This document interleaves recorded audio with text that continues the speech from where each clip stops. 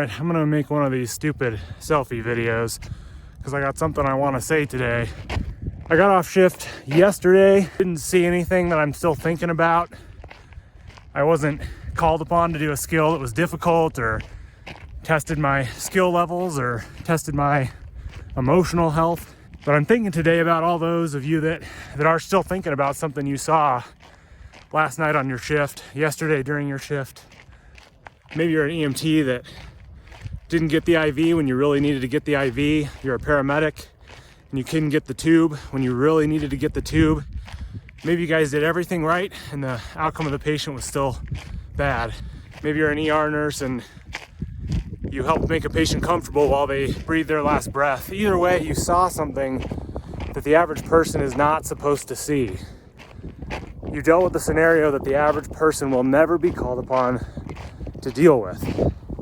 If that's you, if you're still thinking about something you saw on your last shift, I want to give you a couple strategies that have helped. And if there's one thing I've learned from talking for over an hour with Casey Schifflet, there's not one thing that's going to help you. You've got to use as many strategies as you can to help close the book on some of this stuff that you're still thinking about. And I'm not perfect at it by any means. I still think about calls I ran with one of the best partners I've ever had, Joey Bebb, 6-7 years ago. I'm still thinking about those calls. I would really encourage you, get outside today. If you're a night shifter, get the sun on your face, take off your sunglasses, get the sun in your eyes, and move your body. Turn that stress into a healthy activity.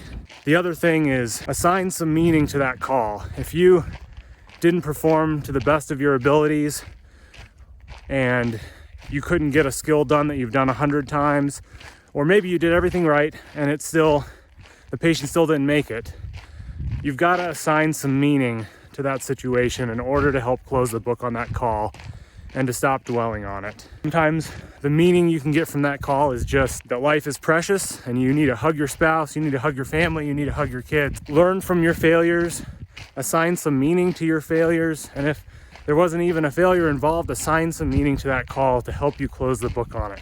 If you're still struggling with something, please email me. I will email you back. I don't have that many followers. Don't violate HIPAA, but email me and tell me what you're still thinking about. And if you can, assign some meaning to this, email me as well and tell me what meaning you assigned to that situation, that patient, or that call that you ran. Because we can't keep dwelling on these situations. We have new patients to see. We have our families to be involved with. You've got to be able to move past this stuff. And one final thought, you guys, if you think that nobody cares about the situation you saw or no one cares how you feel, you're completely wrong. There's got to be someone in your life you can talk to about this stuff.